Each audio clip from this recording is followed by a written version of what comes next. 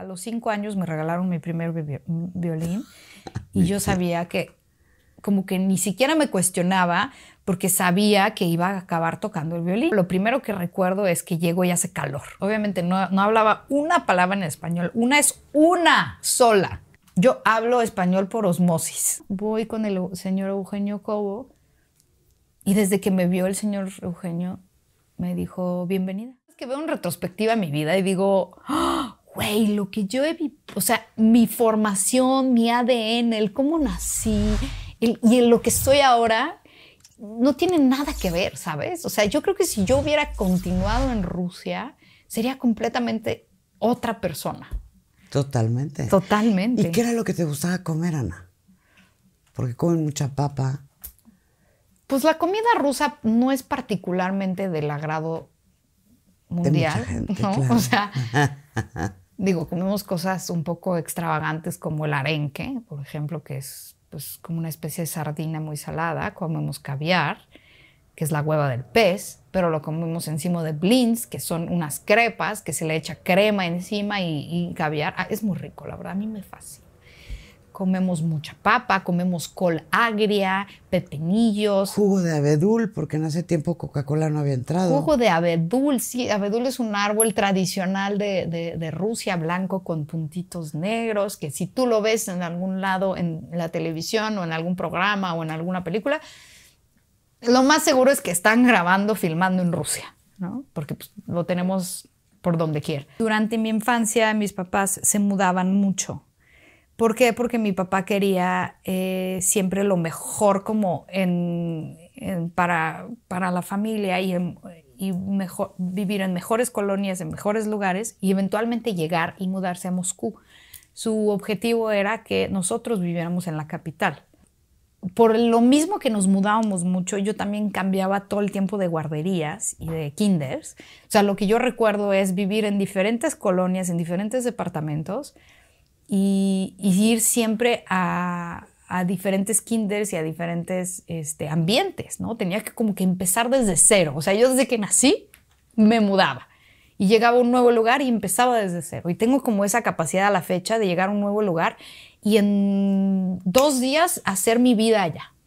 Pues mi infancia era de eso, de tener siempre como amiguitos nuevos, de empezar a tocar el violín a una edad súper temprana. O sea, a los 5 años me regalaron mi primer violín y yo sabía que como que ni siquiera me cuestionaba porque sabía que iba a acabar tocando el violín, porque mi papá es músico y porque así me lo metieron a la cabeza de vas a acabar siendo violinista y vas a vivir de esto, ¿no? Qué equivocados estaban.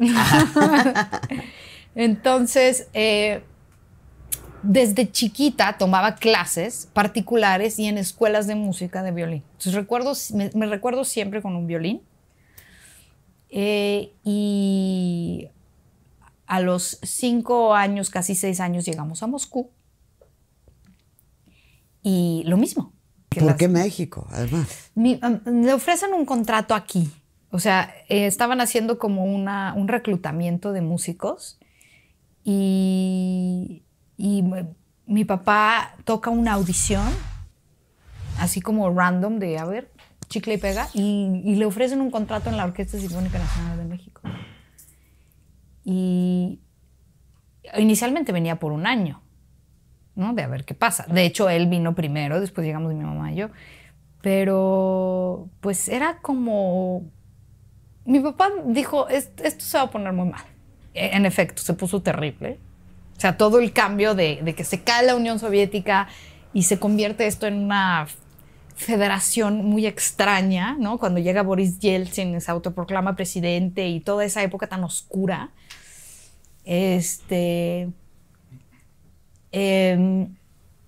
Justo antes de eso, pues nos venimos a México. ¿Qué recuerdo de México? Lo primero que recuerdo es que llego y hace calor. O sea, lo que me sorprendió. Yo llegué el 24 de abril de 1991. Llego y digo... ¿Qué edad tenías, Ana? 9. Chiquita. Digo, Dios mío, pero no hace frío, no necesito llevar chamarra, nada. O sea, eso me sorprendió, ¿no? Y hay sol. Dije, qué cosa más raro. Y huele bien. Como que la Ciudad de México me olía a flores, ¿no? No, a vodka. No, Rusia huele a frío. Sí. ¿Sabes? Moscú, no Rusia. Moscú. Dije, wow. Luego abro el refri porque llegamos, nos trajeron del aeropuerto, mi papá tenía ensayo, no podía ir por nosotras, nos recogió otro señor, otro amigo de mi papá. Y yo abro el refri y veo un mango y digo, ¿qué es esto? Nunca había visto un mango. Porque no hay frutas tropicales, no había frutas tropicales en Rusia. Pues no. Lo probé y no me gustó. ¿Lo puedes creer? No me gustó porque son sabores muy diferentes. Decía, ¿qué es esto? Está entre dulce y no. Esas eran como mis primeras impresiones. Obviamente no hablaba una palabra en español. Una es una sola. Pero no importa. Yo agarré un libro, de esos libros que son como del lado izquierdo viene un idioma y del lado derecho el otro, ¿no? Y la transcripción. Y entonces yo dije, a ver, ¿cómo se dice quiero? ¿Cómo se dice tal palabra? Así me fui aprendiendo el español con eso. Yo hablo español por osmosis, como le llamo. Ni siquiera estudié en una escuela mexicana. Mis papás me metieron, o sea, como a las 2 semanas, a la semana de haber llegado a México, se enteran de que hay una escuela de la embajada rusa y me meten allá. Y yo estudio toda la vida allá. Mi vida es la música, un poco forzada. El violín es de los instrumentos más difíciles y de las ocupaciones más difíciles que hay en el mundo, ¿no? Yo lo comparo con ballet, con patinaje artístico. Es de talacharle todos los días. Es súper traicionero y tocar bien el violín requiere de mucha, mucha dedicación. Y un día invitan a mi papá y de paso me invitan a mí a tocar en una telenovela como extra que se llamaba Alguna vez tendremos alas, que necesitaban a músicos. O sea, necesitaban formar una orquesta ficticia. Está Humberto Zurita en esa novela. Donde Humberto Zurita era el director de orquesta. Y yo soy una de las extras en esa orquesta. Y yo tengo en ese momento, 14 años. Y ahí estoy grabando durante 5 días en la Sala Olinjo Lisli una telenovela que dije, qué cool experiencia, ¿no? Siendo extra violinista de la orquesta de Humberto Zurita. En Alguna vez tendremos alas. Y un día, hay varias versiones porque ya le he preguntado a mucha gente, un día o les queda corto el capítulo o les faltó una escena y les llegó una hijuela, ya sabes.